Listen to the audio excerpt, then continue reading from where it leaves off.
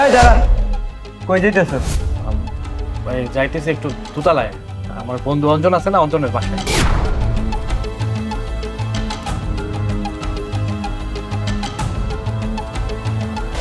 অঞ্জন স্যারের আবার এইসব ফকিনি সুকিনি বন্ধু আবার কবে থেকে হলো? তুই দাঁড়া, আমি উপরে যাই দেখিয়ে দিয়েছি। আচ্ছা ভাই যান। নার্গিস, নার্গিস কই তুই? আরে বাইরে আস না। কি হয়েছে? সকাল সকাল এমনি চিল্লাইতেছো কেন? আরে দেখ না, আমার বন্ধুর লেগে আমি মিষ্টি কিনে নিয়ে আইছি, আর লগে একটা ছোট্ট উপহারও কিনে আনছি। প্রত্যেক বছর ঈদের সময় আমি আমার বন্ধুর লগে দেখা করতে চাই, ওরে আমি কিছু একটা উপহার দিতে চাই, কিন্তু ও খুব ব্যস্ত থাকে, তো আমিও খুব কাজ কাম নিয়ে ব্যস্ত থাকি, এর লেগে দেখা করতে পারি না। আমার বন্ধুদের আমি একটা উপহারও দিতে পারি না। এইবার আমি ওর এই উপহারটা দিমই। ঠিক আছে, তুমি তোমার বন্ধুর কাছে যাবা, এ তো ভালো কথা, কিন্তু তুমি তো আমারে কইছো যে তোমার বন্ধু মেলা বড় অফিসার, মেলা বড় চাকরি করে। হ্যাঁ, কি তোমার কথা মনে রাখছে? তোমারে তো কবেই ভুইলা গেছে। আর তুমি যে সামান্য মিষ্টি আর সামান্য একটা উপহার লয়ে যাইতেছো, তোমার বন্ধুকে এই উপহার নিব? এর কাছে তো অনেক বড় বড় উপহার আছে। তুমি শুধু শুধু যাই অপমানিত হয়ে চলে আইবা। আমি খুব ভালো করেই জানি, যারা বড় লোক আছে তারা গরিব মানুষকে দেখতে পারে না। আর তুমি যে সামান্য একটা উপহার নিয়ে যাইতেছো, আমার মেলা চিন্তা হইতাছে। আর দেখো, তোমার বন্ধু যদি তোমারে ভালোবাসতো, তোমার কথা মনে রাখতো, তাহলে তো তোমার খোঁজ খবর নিত, তোমার একটা চাকরি টাকরি দিত, কিন্তু তাও তো দেয় নাই। তোমার বন্ধু তোমারে ভুইলা গেছে। আরে তুই এগুলা কি কইতাছস? আমার বন্ধুরে আমি খুব ভালো করে চিনি, ও খুব ভালো মানুষ। আমরা ছোটবেলায় একসাথে বড় হয়েছি, ল্যাংটাকালের বন্ধু আমার। আমি ওর সম্পর্কে জানি না? ও আমার একটু ভুলে নাই। আর তুই কি জানি কইলি আমার বন্ধু আমার চাকরি বাকরি দেয় না? কেন চাকরি দিব? হ্যাঁ, আমি কি বেশি পড়াশোনা করতে পারছি? কলেজ অবধি পড়াশোনা করছি, বাকি পড়াশোনাটা শেষ করতে পারি নাই। এর লাগে আমার বন্ধু আমার চাকরি বাকরি দিতে পারে নাই। আর এই আমার বন্ধু অনেক বড় লোক মানুষের সাথে চলাফেরা করে, শিক্ষিত মানুষের লোকের চলাফেরা করে। এর লাগে আমি আমার বন্ধু বড় লোক হয়েছে দেখা আমি তার কাছ থেকে একটা সুযোগ নিবো, এটা তো হইতে পারে না। যাই হোক, এত কথা কয়ে লাভ নাই, আমি আমার বন্ধুর কাছে যাই, ওরা যে মিষ্টি আর উপহারটা দিয়ে আই। হ্যাঁ আচ্ছা, সাবধানে যাও। আচ্ছা।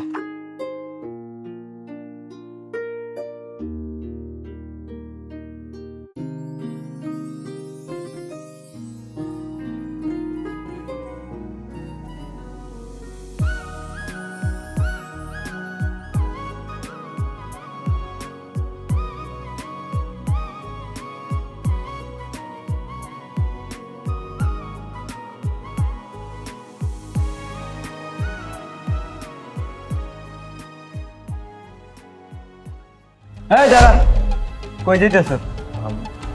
যাইতেছে একটু দুতলায়, আমার বন্ধু অঞ্জন আছে না, অঞ্জনের বাসায়।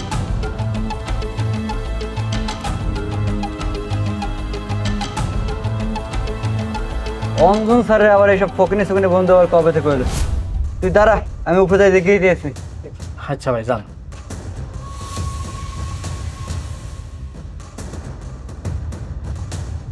স্যার, আপনার সাথে একজন লোক দেখা করতে আসছে। ও আচ্ছা, পাঠিয়ে দাও।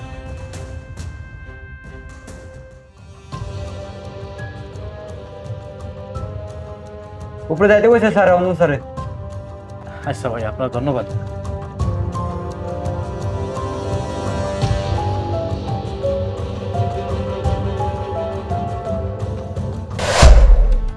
আচ্ছা প্রিয়া, এতগুলো গিফট আনার কি প্রয়োজন ছিল?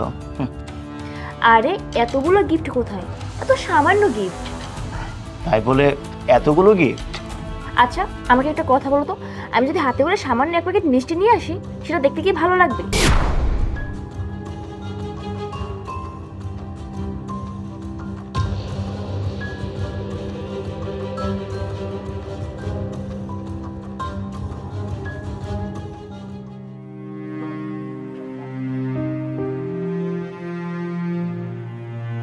কিরে, তারাই দিল নাকি স্যারে?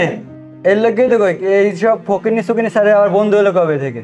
রাস্তায় এইদিকে যা, দৌড়া দৌড়া।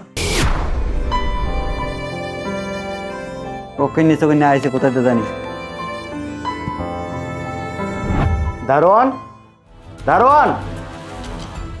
জি স্যার। কি ব্যাপার? তুমি বলে আমার সাথে একজন দেখা করতে আসছে, কই আসলো না তো? স্যার পাঠাইছিলাম তো, সে আবার কিছুক্ষণ উপরে থাকতে আবার চলে গেছে। ও আচ্ছা, দেখতে কেমন ছিল? স্যার একটা পুরাতন প্যান্ট ছিল, আর একটা শার্ট ছিল, আর একটা গলায় গামছা ছিল, আর একটা মিষ্টি প্যাকেট ছিল, তার সাইকেল চলে যাইছিল। রাকিব নয় তো? আচ্ছা ঠিক আছে, তুমি যাও।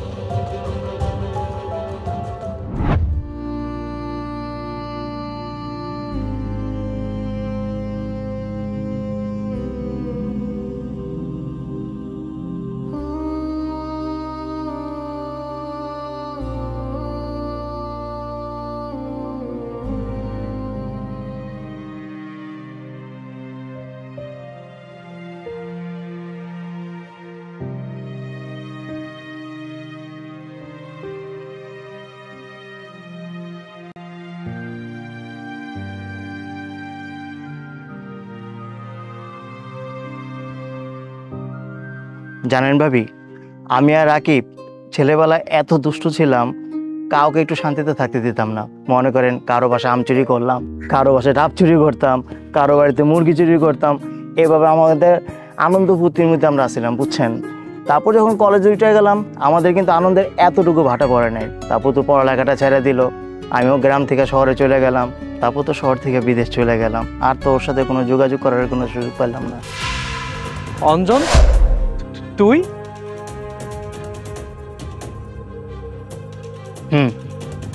আমি তোর বাড়িতে।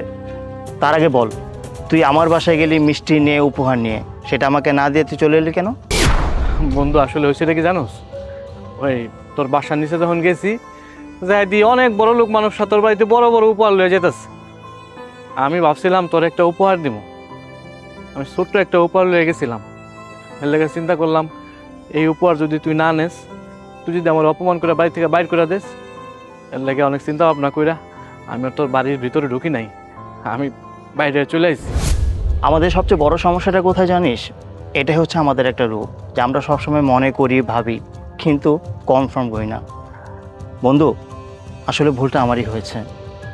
বাবা মারা যাওয়ার পর ব্যবসায় এত মনোযোগ হয়ে গেছিলাম যে তোর সাথে আমি কোনো যোগাযোগ রাখতে পারি নাই। ভুলটা আমার হয়েছে বন্ধু, তুই আমার মাফ করে দে। আরে তুই এগুলো কি কইতেছস? তুই আমার কাছে মাপ চাইতেছস কেন? আর তুই তো এমন কোনো ভুল করস নাই যে তোর আমি মাফ করে দিব, এসব কথা কইস না তো। আচ্ছা শোন, এখন তুই তোর ঘরে যা যা জিনিসপত্র আছে এগুলো গুজগাছ করে তুই আর ভাবি আমার সাথে চল। তুই এগুলো কি কইতেছস? সব কিছু গুছায় তোর লোকে কই যাবো? তুই এখন থেকে আমার কোম্পানিতে চাকরি করবি, আর আমার কোম্পানিতে একজন বিশ্বস্ত লোকের খুব প্রয়োজন। আর তোর মতো এরকম বিশ্বস্ত লোক আমি আর দুটি খুঁজে পাবো না। আর আমার কোম্পানিতে রুলস হচ্ছে যে আমার এমপ্লয়ি যারা আছে তাদের থাকা খাওয়ার সুব্যবস্থা কোম্পানি থেকে করা হয়। আর তুই যেহেতু আমার একজন স্টাফ, তাই তোরও থাকা খাওয়ার সুব্যবস্থা কোম্পানি থেকে করা হবে। বুঝতে পেরেছিস গাদা? বন্ধু, আমি তোর ঋণ কোনোদিন শোধ করতে পারব না। তুই যে আমার লাগে কত বড় উপকার করলি। বন্ধু, ঋণ শোধ করতে চাস না শালা? শোন, অনেক কথা হয়েছে, এখন তুই সব কিছু গুছায় নে আর আমার ফ্ল্যাটে উঠবি, ঠিক আছে?